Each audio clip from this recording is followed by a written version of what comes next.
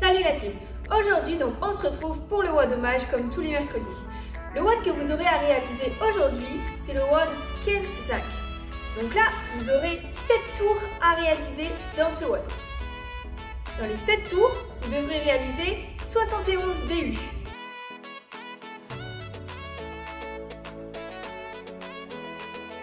Donc là, des doubles tours à la corde à sauter. Vous allez amener les pieds serrés, vous allez rebondir sur la pointe des pieds, amener les épaules basses, les mains légèrement sur l'avant, effectuer des rotations rapides avec les poignets afin de passer la corde à sauter 2 fois sous les pieds. En adaptation, vous pouvez choisir le jump double tap.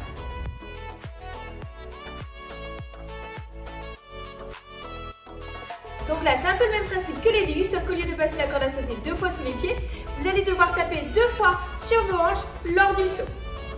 Après ces 71 répétitions, vous partirez sur 14 deadlifts.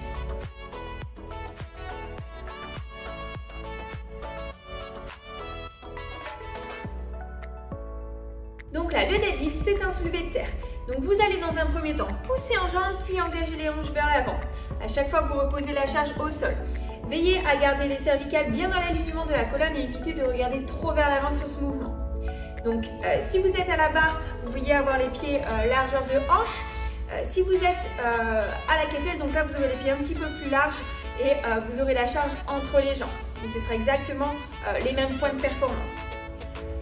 On aura une charge RX aujourd'hui pour les deadlifts de 60 kg pour les hommes et 40 kg pour les femmes. Après ces 14 deadlifts, on partira sur 6 arm power clean.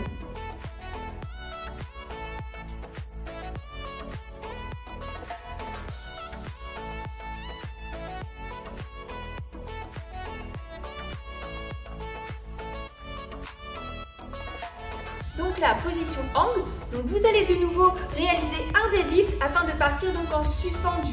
Donc il faut absolument que lorsque vous effectuez votre angle, vous soyez au-dessus de la ligne des genoux. Puis vous allez donc redescendre au-dessus du genou, engager les genoux sous la barre, hausser les épaules, puis venir épauler avec une réception. Les fesses bien vers l'arrière, on revient en extension à chaque fois. Si vous êtes à la kettlebell ou à la dumbbell, donc là vous pouvez partir en unilatéral, donc avec une seule main. Donc à la dumbbell, donc vous envoyez bien les hanches vers l'avant, on hausse les épaules et on vient épauler de la même manière. Petite particularité pour ceux qui seront à la kettlebell, pensez à bien amener le pouce vers l'intérieur et effectuer une belle rotation afin d'épauler la charge. Là vous pourrez partir donc sur 3 répétitions à droite et 3 répétitions à gauche. Après ces 6 arm power clean, vous partirez sur 9 front squats.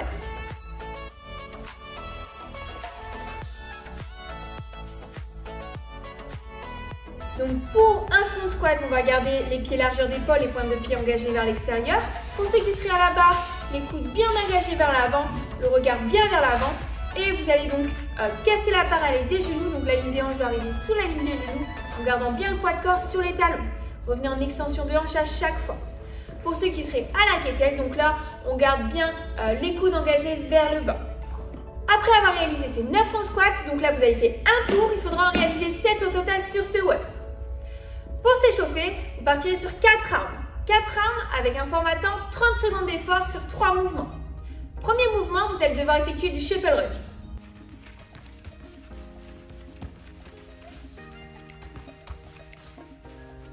Donc sur le shuffle run, vous allez vous déplacer en latéralité en pas chassé en effectuant une légère flexion de jambes lors du mouvement. Après avoir réalisé le shuffle run, vous partirez sur les air squats.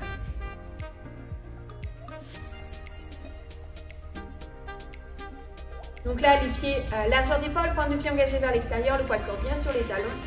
Casser la parallèle des genoux, une belle extension de hanche à la fin, le regard bien vers l'avant. Et le troisième mouvement que vous aurez à réaliser pour ce warm-up, ce sont des inchworm push-ups.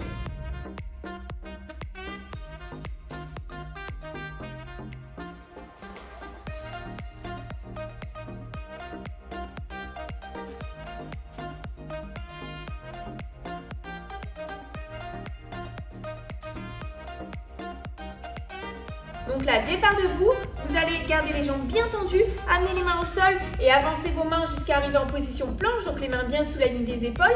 Là, vous allez réaliser un push-up, donc engagez les coudes proches du buste, amenez la poitrine au sol, repoussez jusqu'à extension, Puis vous allez revenir en inchworm, donc en gardant les jambes bien tendues, vous ramenez vos mains et vous vous redressez à chaque fois. Pour ceux qui auraient des difficultés à réaliser les push-ups sur les pieds, vous poserez tout simplement les genoux au sol pour réaliser le push-up. Une fois le inchworm terminé, donc là vous avez fait un tour, il faudra réaliser 4 tours au total avec 30 secondes d'effort sur chaque mouvement. Une fois les warm-up terminés, vous pouvez enfin partir sur le wadomage. Voilà, j'espère que ça va vous plaire et on se dit à très vite.